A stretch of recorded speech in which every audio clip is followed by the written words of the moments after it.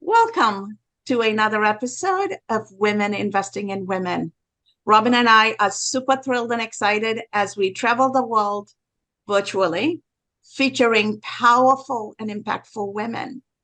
And this has truly given Robin and I great joy this year. It has been our pet project this year, and we are excited to be in the country of Belize, in the Caribbean, in Central America today, and featuring an amazing young woman who is an entrepreneur, a designer, a change maker, and somebody who's investing in women, helping women become the full potential humans that they are meant to be. So join me in welcoming Ronelli Requena. Ronelli, welcome to Women Investing in Women. Thank you so much for having me. It's a pleasure meeting you and Ms. Robin. It's such a joy. I would love for us to take a journey backwards and look at what brought you into the world of design and how did you embrace this gift that you were given? I grew up with my aunt. She's my grand aunt. And she always had this idea based on her generation that little girls were not supposed to be going to school. Not that they're not, but they were to stay home and learn how to cook, learn how to do chores, how to basically take care of home. And through those teachings, she taught me how to sew and how to embroider.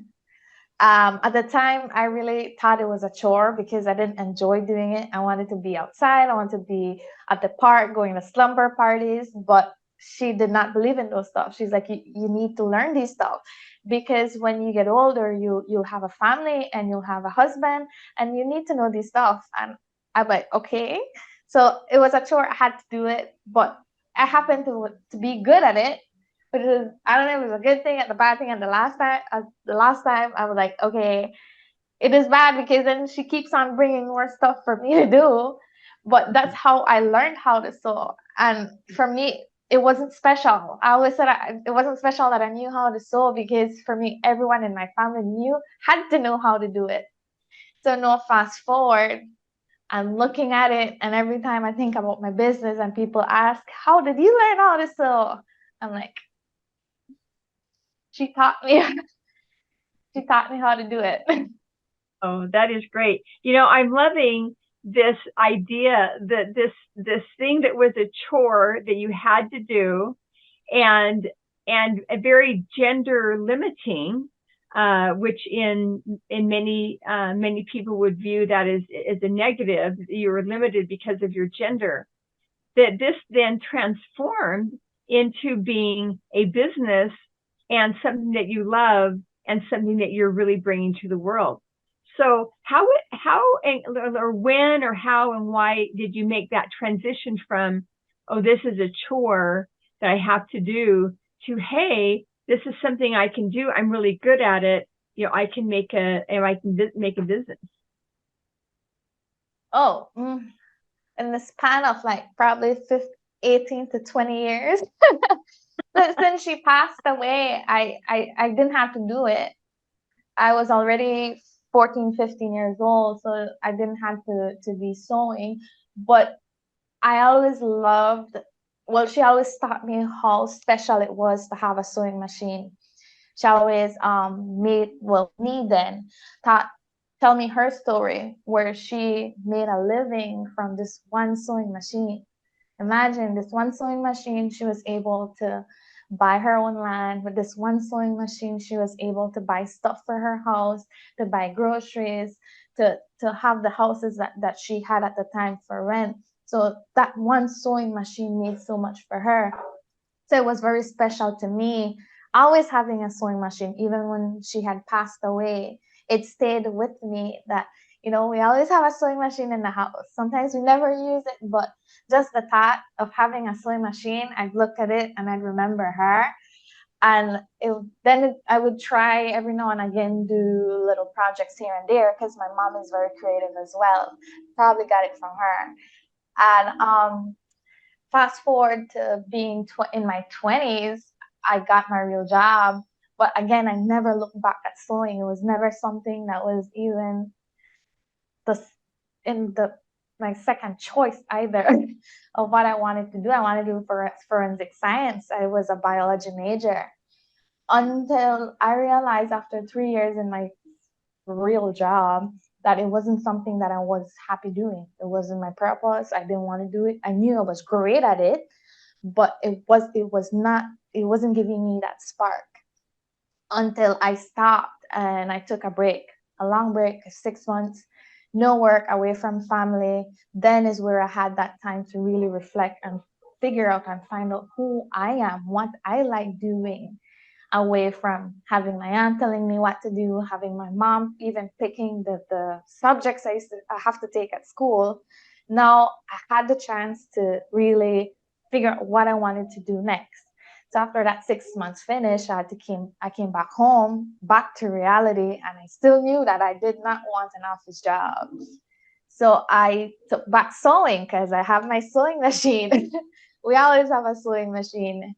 And I started doing little crafts here and there, and people liked it and asked if they could buy it.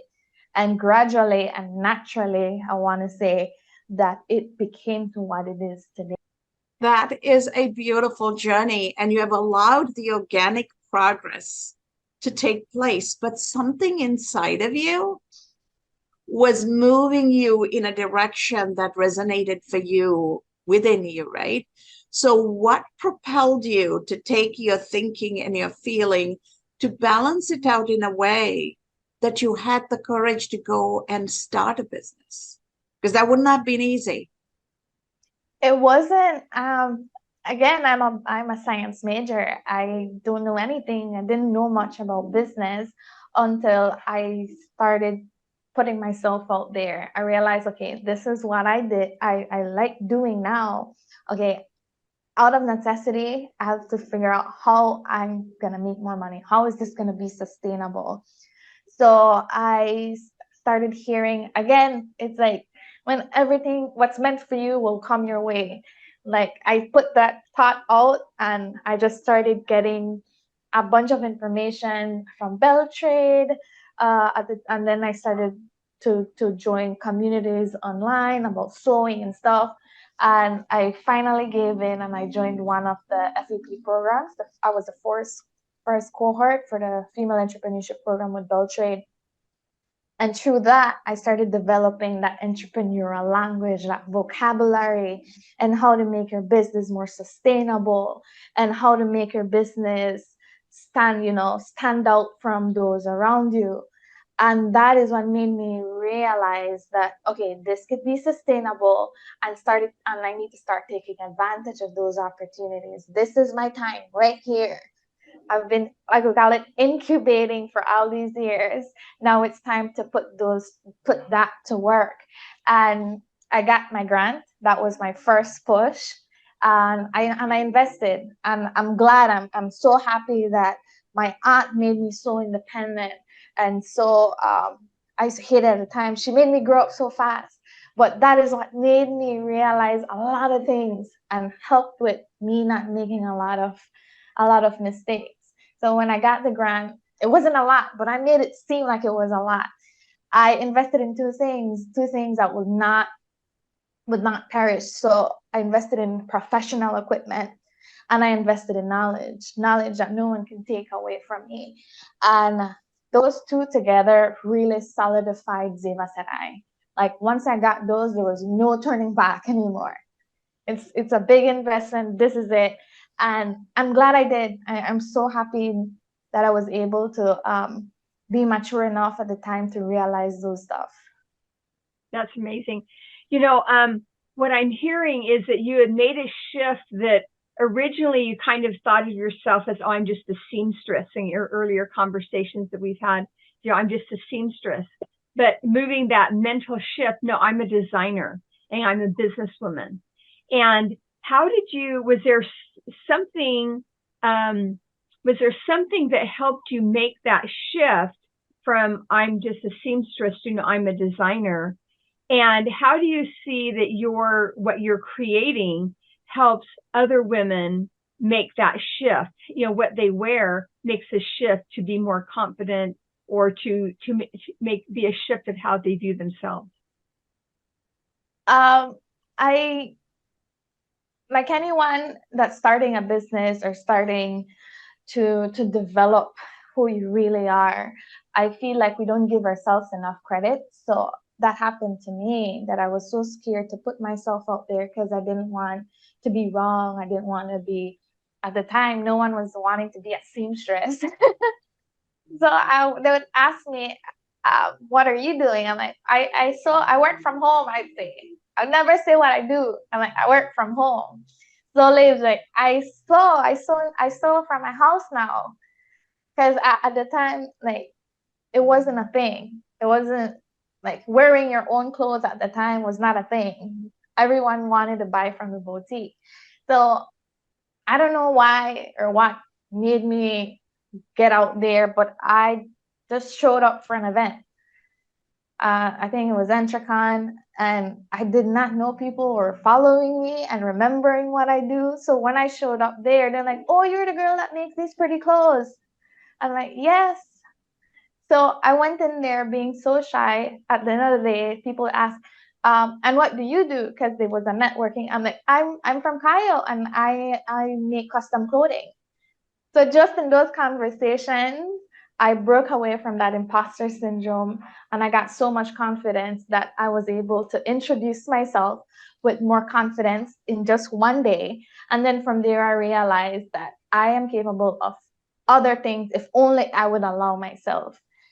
And doing that has opened so much doors for me to now helping other people realize that what they're good at could be something sustainable.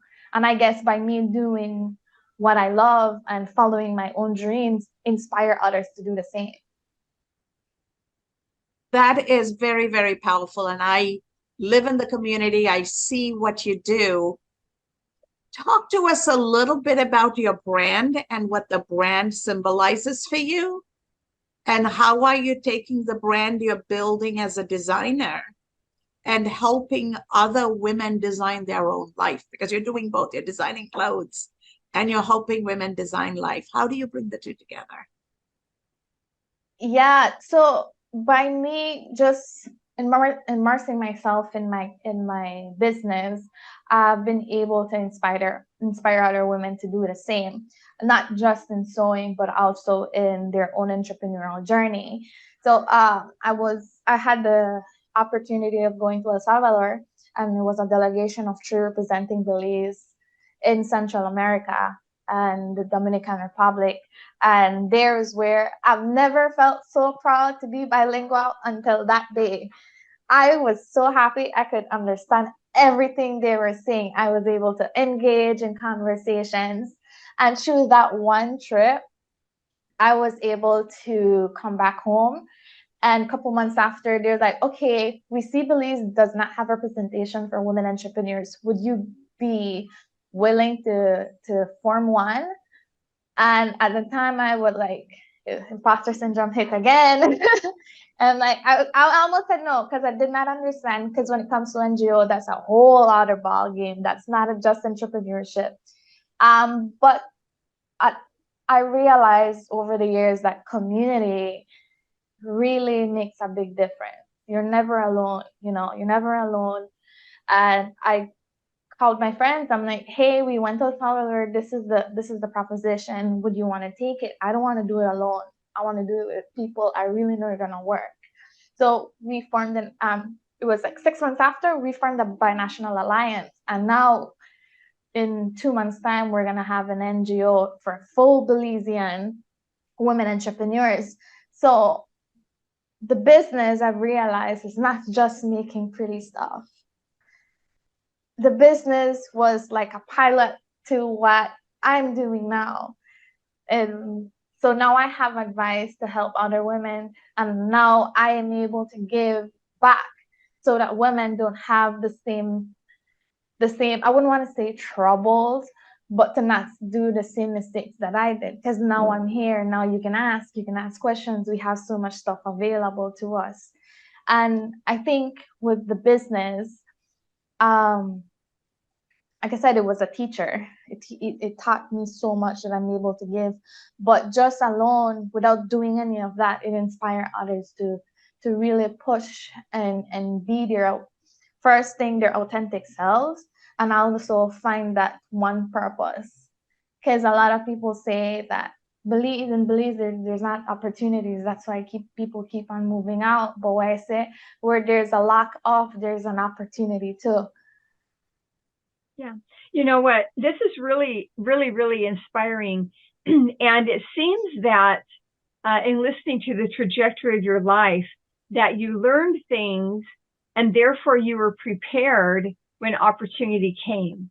And so talk to us a little bit about the notion of preparation and opportunity, and that then leading to more opportunity, how that is played out, and what gave you the inspiration to continue learning and to continue preparing for new opportunities, even if you had no idea they were going to show up. Yeah. I guess I always had a hunger for wanting more. From I was a little girl, my would say, this will be your life. You're gonna get a husband and you're gonna have kids, and this is what you're gonna do. And I always knew there was more. In my family would be like, Ronelli's always the one doing different things. If I'm traveling out, yeah, that's Ronelli. She's always doing different things. But I always knew that there was more. And for me to be able to take advantage of more, I had to be myself more, more, more in either being physically prepared, mentally prepared, or just like in knowledge, spiritually prepared for it. And with that, I would always be reading random things, finding community or finding myself at the table with people older than I am and asking these questions that made me uncomfortable. But because they have been where I'm at, they give me that opportunity to get more information. I always believe that there is opportunity and there is you and there's time in between. And while you're preparing, what's for you will come and it will meet. If you bring out all that, if you keep on manifesting, it will meet. But during that time that it's not happening, you have to prepare yourself. You have to gain more knowledge. So when the opportunity comes, you're fully aware and you can be yourself and take advantage fully of it. Like we say, the message is there, but if you're not prepared to get the message or to know what the message is, it's always going to be there, but you aren't there yet to take advantage of it. And it goes for everything. That's very profound, Ronelli, because as you say, life is full of opportunities, but you don't see what you are not prepared to see, right? Yes, you'll always be blind. Yes. So getting prepared and being ready when it shows up to take advantage is truly the right way to approach, but that is a mindset. That is a gift you were able to figure out. What advice do you have for other women, younger and older, who are where they are and who are struggling and are not seeing where the opportunities are and how to prepare to get to the opportunities? My advice to them is what I basically I'll tell everyone, and it's based on my experience. I'm a biology major. There's nowhere I ever thought that I would be doing clothing. They don't go together. But I always tell people, don't let your degree or your circumstances, where you live, where you come from, define your life. Don't let it define your future. And while you're there figuring out stuff, just prepare yourself, grow, and figure out what you want to be. And then upon that way, some point in time, you'll find your purpose. Yeah, that's amazing. Now I know our time is wrapping up real quickly, but you at this point in time, you're known for making wedding dresses and also for integrating design ideas from the Mayan culture. So just quickly tell us, how you got into that, and then also how people can get a hold of you, because that is just so amazing and unique. All right, Belize in itself is unique. I always love talking about my country, that we're so lucky that we're Caribbean, but we're also Central American, and we're part. And then we have so much cultures here in Belize. So when you ask Belizeans, what is the Belizean identity, you'll hear so a variety of description of what it is like being Belizean. And it's the same thing when it comes to clothing. And I always go back to my childhood. That embroidery, that I hated doing, is what made me stand out. That handwork. And when I was finally confident in my own skills, I started doing the embroidery. And like I always say, once you do your work, put it out there, because you never know who's gonna see it. You never know. The amount of likes don't define the quality of your work. So someone noticed it, and she gave me a call, and she's like, "We have this project down south. Do you think you'd be able to do it?" And at the time, it was such a huge project, because it was taking care and teaching over 15 women that are older than I am, way in the south of the country. I understand the magnitude of it, but because where I grew up, with my aunt being older than I am, being very, very traditional, it's what prepared me for that one job. We always say Ronelli was perfect for the job because she knew and she understood these women. Because going back, it's how I grew up. So it came so naturally. And that one project opened so many doors for me, because I was able to, exactly like you described, to put that one craft, the embroidery, and to make these beautiful modern clothing, but still staying true to who these women in the South are. And I feel like that is like my whole life there. So through that, I've been able to do other stuff. I'm a co-founder of an NGO for women entrepreneurs. I'm part of the technical steering committee for here in my municipality. I'm part of the national board for the One Young World. And I find, and I keep on seeking ways in how I could give back of my knowledge and my time. And for those that want to find us, go ahead. And for those that want to find Zayvha Sarai, we're located in San Ignacio on 15 Bullet Tree Road. Or you can find us, you can just Google us on Zayvha Sarai, Zayvha Sarai, and you'll find everything about us. You'll find our Instagram and find our Facebook and our contact number. That is beautiful. Thank you so much for what you do. And thank you so much for helping the women in the community and creating opportunities for women to step out of their traditional roles and make their place with their skills so that they can live their purpose. That is not something that there is plenty of in Belize. So you are paving the way and showing the road. You also just recently represented Belizean women at a United Nations event. Do you want to take a brief moment and talk about that and how that event helped you put Belize on the map? Yes, I was given the opportunity by UNESCO to take part in a multi-generational panel discussion at the United Nations. That was an eye-opener, preparing to get there and meeting these other young women and men like myself from all around the world, trying to put in of their time and their skills to make a difference in their community. It was amazing. I got to talk about the youths in particular and how we as a community can make changes so that we prepare the youths for a better future. And my take on it was financial literacy. I feel like if we as a whole, Belizean together, if we're able to understand the way finances work and how the economy works and shifts, we're able to make better financial decisions. And I feel us as women, because of our roles we have taken, have been able to balance that beautifully. But if we're able to get that education way from primary school and high school, just imagine the whole difference and the whole transformation that would be able to happen. There was more of for youths and not just focusing on women itself.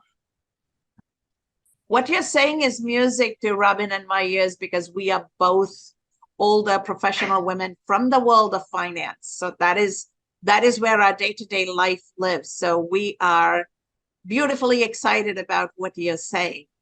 And as we bring this to a close, any word of advice or caution you have for women on how to go about building their life and living their purpose and embracing their power, what to do and what not to do? One word: community. Find your community. There's a group of women that have the same mentality as you. You just got to put yourself out there so they can find you. That is fantastic. What a powerful message, and what a thematically aligned message. This is women investing in women. There is always around the world a group of women who are ready to step in and support you. Find that community, be that community. And when we can be that community and when we can find each other, there is no end to the magic that we can create. The possibilities are endless. Definitely is.